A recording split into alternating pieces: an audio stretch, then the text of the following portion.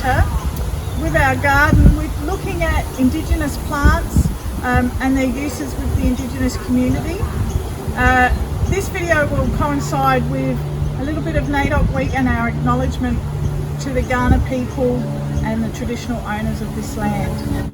Today, I'd love to welcome Uncle Frank Wanganeen to our garden to help us explain a little bit about some of our Indigenous plants and the importance that they play, not only with the communities but our environment. So welcome, Uncle Frank. Thank you. As a Kaurna person, it's really important, like with Salisbury East and what they're doing in sort of educating the wider community about the Indigenous plants that would have been around here in Kaurna country for millennium, and it's good that they've planted, you know, things like the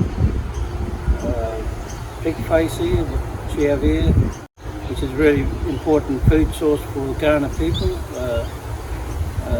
you know, being a coastal plant, and you find those in the coast where the Kaurna people move on the seasonal movements, and they go up to the Mount Lofty ranges, and there they go up there to get like the bigger game, like kangaroos, emus, betongs, and possums, and all those type of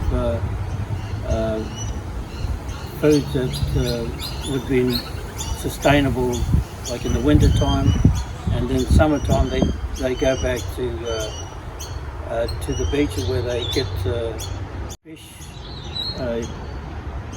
crabs, and all those sort of seafoods that you know would make them more sustainable to their well-being.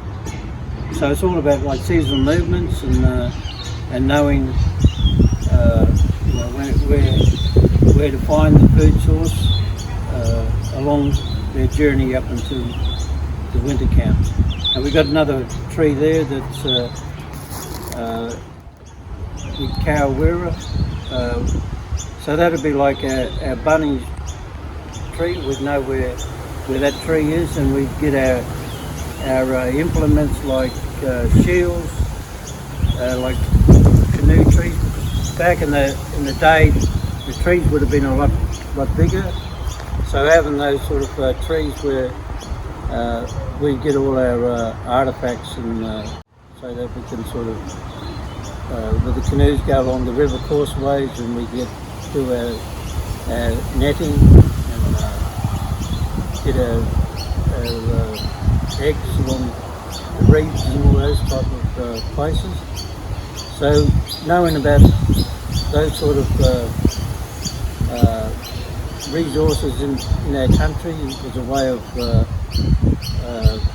you know, being sustainable, but also we didn't overfish, we didn't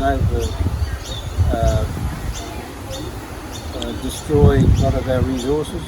But, those sort of resources were very important to Kaurna people around those times.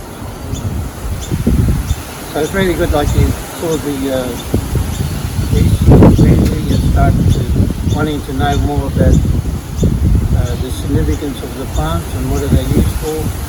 So having this project and, you know, things like around NAIDOC where they can educate the wider community about the type of plants that would have been around 1836 and all those type when the first boat came out to South Australia from overseas, from England. Uncle Frank, we've had some conversations before, and you've mentioned to me that just up here at Cobbler's Creek in Salisbury East are some condom trees that are growing naturally. We don't see that very often anymore. How significant is it that there is still some, how important is it that there is still some condom trees, that natural vegetation growing naturally? Yeah, I think it's very important because with the impact of settlement and which now we see a lot of houses around the place where there would have been a lot of clearing of land.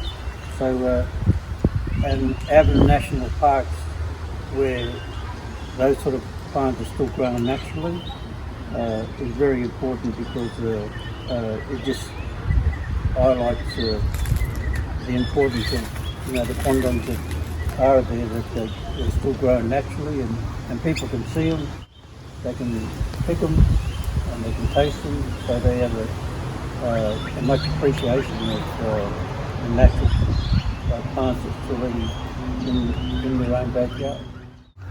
So Uncle Frank, you mentioned earlier about the pig face growing and being a coastal plant, and I think we're seeing a real push and a bring back to have people growing this in their own gardens. It's really easy to grow. Would you like to talk more about the pig face? Well, the pig face is very good, right? And you get a lot of these now in restaurants. They're starting to use them as like salads, which is very edible. So they're very like now that people have culinary skills, that they use these things and they eat them on the salad. So they're very useful. But also, like with the plants, the flowers, some are purple and some are yellow. So when you see those sort of flowers around and growing naturally, and those sort of indication, like around summertime, and the sleeping lizard would come and eat the flowers, and by having those sleeping lizards around, you know that there's not going to be any snakes around, because they go out and they kill the snakes and all those type of things along the environment. So there's a natural progress of them taking care of the animals around at that particular time. So Uncle Frank, we've got some reeds here. What were these used for? The women basically use the reeds in a basket weaving, so they'd sort of make the reed with the basket weaving, but they also teach their daughters and their nieces. So they're a good activity when they sit around the campfires and they tell stories, and they teach the younger generation how to use the reeds when they're making basket weaving. So it was a good activity where they sit around and sort of share stories. It's like these days where we go and women go and have the cappuccino around the table or the coffee place, and they talk about what they do in the community and who to marry and all those type of things. So it's a good activity where they share stories, but also what the roles and responsibilities were in the community. So Uncle Frank, in Adelaide, and particularly Salisbury Council area, we've got lots of creek systems. So we've got like Cobbler's Creek, Dry Creek, and the Little Para River system. How important do you think maintaining and looking after those creek systems are, and the importance that they hold for Indigenous people? Well, the creeks they're like the veins of the country. So if you don't look after the creeks and if they get blocked up, they're going to have a detrimental effect on the environment. So one back in 1836, just take for instance the River Torrens. I mean, that was one of the reasons why they chose Adelaide, was because of the creek, the water system. And the River Torrens in the city of Adelaide was a place where they used to draw us water from. But now you look at the River Torrens in Adelaide, it's not looked after properly, and from back in 1836, where they used to drink the water from those creeks to where it is now, you wouldn't even think about drinking water from that source. But that's one of the reasons they chose that, because there was the river, the creeks, the Onkaparinga River, the River Torrens, on the River Murray, so that's where Aboriginal George water.